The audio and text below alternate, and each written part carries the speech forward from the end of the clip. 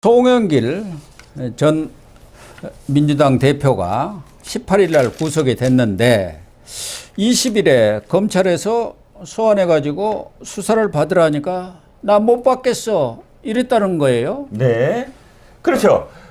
일단 10일 동안 구속을 할 수 있고요. 그다음에 20일. 연장 10일. 10일 동안이 원래 안 되면 연장해서 10일을 해서 총 20일 동안 네. 구속을 할 수가 있고 그 기간 동안 사실 기소할 수 있는 모든 수사를 다 완료를 해야 됩니다. 그럼 기본적으로 사실 뭐 누가 만나고 안 만나고가 중요하지 않고 이 자기를 방어하는 변호사를 접견시켜주면서 검찰의 어떤 소환, 조사를 응하면 되는데 첫 번째 응하지 않고 변호사 접견을 통해서 뭐 대국민 성명이랄까요? 예. 여론전 똑같은 얘기죠. 지금 뭐 검찰이 뭐 자기를 정치적으로 겁박하고 있다라는 또 다른 버전으로 계속 얘기를 하고 있는데 사실상 정치적으로 이 문제를 계속 하겠다라는 그런 선언이고 이 얘기는 왜 바깥으로 나왔을까요? 저는 윤관석이한테 이 얘기가 들어가라. 나는 끝까지 싸울 테니까 너 입 다물고 있어라. 너도 입 다물어라 그 얘기고. 그렇죠.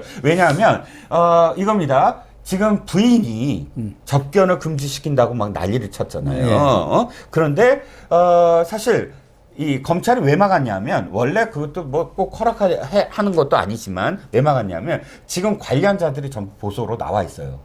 강내구도 나와 있고요.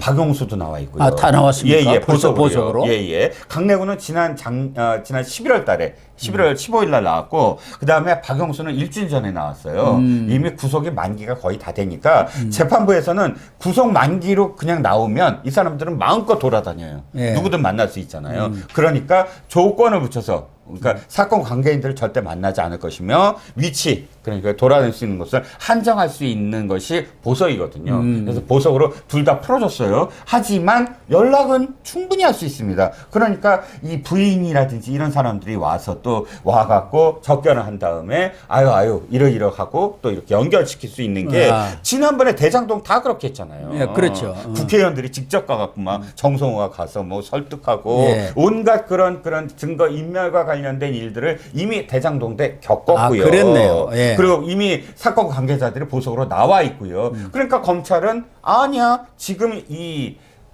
송영길의 행태, 지금까지 행태를 보면 충분히 증거인멸하고 이 교사할 수 있어, 위중 교사를 할 수 있어 하기 때문에 못 만나게 한다라는 게 사실은 검찰의 생각이 옳은 거죠. 그러네요. 그런데 송영길은 뭐 여론자인지 어쩐지는 모르지만 법 앞에 평등하기를 원한다. 그러면서 앞으로 검찰에 굴복하지 않고 계속 싸워 나가겠다 이런 얘기를 했는데 거기다가 네. 또 김건희 여사를 들이댔어요. 김건희 여사를 수사하지 않는 특수위부는 직무유기다. 김건희 여사를 끌어와야 뭔가 기사가 좀 되지 않습니까? 그렇죠. 여론전이거든요. 선배 이것도. 그 기사 때문입니다. 완전히. 왜냐하면 이게 얼마나 말이 안 되는 게 뭐 전과 14범에 그 강도범이 있습니다. 또다시 잡혀와서 하는 말이 이거 다른 강도도 전부 잡혀오게 해야지라고 고함 지르거나 음주운전을 한 사람이 잡혀온 다음에 이거 다른 음주운전자 다 데리고 와. 그래야지 내가 승복을 할 거야. 그러네요. 이 얘기랑 똑같은 얘기거든요. 그런데 송영길은 지난번 8일이죠. 8일. 검찰 소환 조사 때도 진술 거부권 그러니까 묵비권을 행사를 했지 않습니까? 네. 검찰하고는 더 이상 얘기 안 하겠다. 조작 수사하고 기획 수사하니까 안 하겠다 그러니까 이렇게 구속이 됐지만 네. 소환에 불응하고 네. 설사 또 소환에 응한다고 하더라도 묵비권을 행사하면 방법은 없는 거 아닙니까? 방법은 없죠. 예. 그러니까 일단 이렇게 거부를 재판에 하면 가서 할 수밖에 없잖아요. 그렇죠. 거부를 하면 이제 체포를 합니다. 체포를 해서 이거 데려오게 하는데 그것도 사실 뭐 버티고 안 나가겠다. 아무리 수사관한테서 이렇게 체포를 하려고 해도 그 구치소에서 그 안 버티고 있으면 사실 데리고 와봤자 아무 의미가 의미가 없거든요. 없죠. 그러니까 아마 20일 동안 계속 그럼에도 불구하고 검찰은 시도를 할 겁니다. 왜냐하면 나중에 재판 과정에서 이 사람이 이런 식으로 사실상 그렇죠. 네. 응하지 않았다. 사실 소환 조사를 하는 건 윽박지르고 무슨 뭘 캐내려고만 하는 것이 아니라 자기를 방어할 수 있는 시간이거든요. 네. 검찰의 어떤 질문들에 나는 이렇게 하지 않았다라는 걸 진술로 남겨서 자기 방어를 할 수 있는 시간이에요. 그게 네. 조사라는 게. 그러니까 그런 기회들을 모두 다 포기한 거나 마찬가지거든요. 네. 예. 어쨌든 뭐 송영길이는 이렇게 버티면서 이제 재판에 가서 승부를 보겠다 이렇게 하는 것 같은데 네. 이미 유창훈 판사까지도 소명이 다 됐다. 네. 그리고 증거 인멸을 우리가 있다 해서 네. 구속영장을 발부한 거 아니겠습니까? 그렇죠. 이 마지막 발버둥이라고 봐야 할 것 같은데 네. 부인까지도 이 면회가 안 된다 해가지고 이거를 송영길 유튜브가 있는 모양이죠. 송영길 TV라고. 네, 거기 네. 나와서 얘기를 하면서 전두환 독재 때도 가족면허는 가능했고 책을 들여보내줬는데 이게 웬일인가 이렇게 또 하고 나섰네요. 아니. 이화영이도 부인 백정호가 나서서 설치더니 여기도 이제 부인이 나서는 겁니까? 송영길이도. 아니 그 책 집어넣고 이거는요 제가 아는 건 뭐냐면 지금 저 기소한 단계도 아니고요 지금 20일 동안 검찰이 인신을 구속을 해서 수사를 하고 있는 상황입니다. 이때 무슨 여유 있게 책 읽고 무슨 이건 아니고요. 구치소에 완전히 입감을 해서 뭐 서울구치소나 여기 가면 그다음부터 시간 많습니다. 그때 책 넣어도 상관은 없는 것이고요. 그런데 지금 왜 부인이 이러겠습니까? 바로 이화영 부인과 똑같습니다. 이화영 부인이 왜 나서서 그렇게 나섰냐 하면 민주당이 이걸 이슈화해달라. 그거죠. 이슈화해서 계속 이화영과 관련돼서 이런 어떤 정치적인 어떤 그런 입장을 취해달라 이거거든요. 아, 그렇죠. 지금 송영길이 두려워하는 건 이거거든요. 아이고 민주당이 날 손절하면 어떡해? 이재명이가 손절을 해버려가지고 송영길이가 지금 매우 섭섭해 있다는 거 아닙니까? 그렇죠. 왜냐하면 이재명이 파리에 와서 돌아오라 계속 연락을 했으니까 아이고, 돌아왔는데도 일체 모른 채 지금 내가 하고 계약을도 양보해주고 말이야 다 해줬는데 예? 그런데 날 버려? 그래서는 안 돼 하고 이제 부인한테 이걸 계속 그런 마치 자기가 그러네요. 정치범인 것처럼 부먹을 해달라 이런 얘기죠.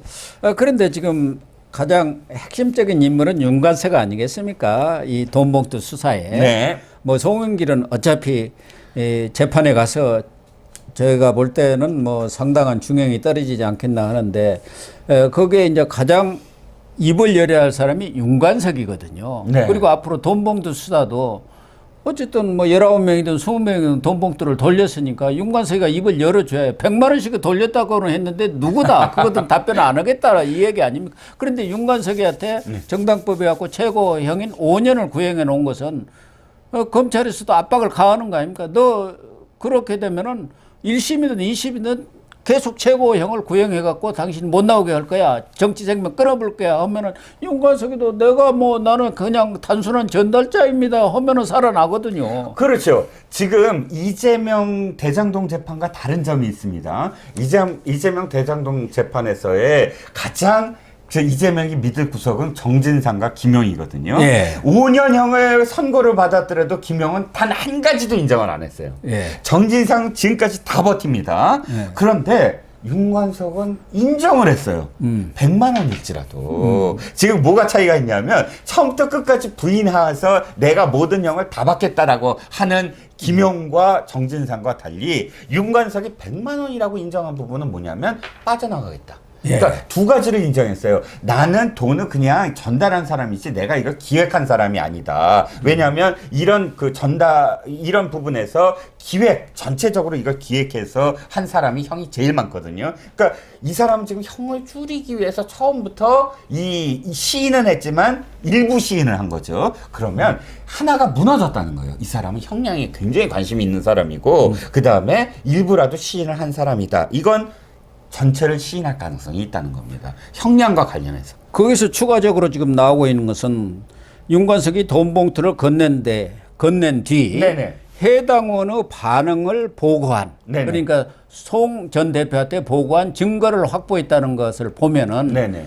윤관세가 이 부분까지도 의원들이 이렇게 반응을 했다.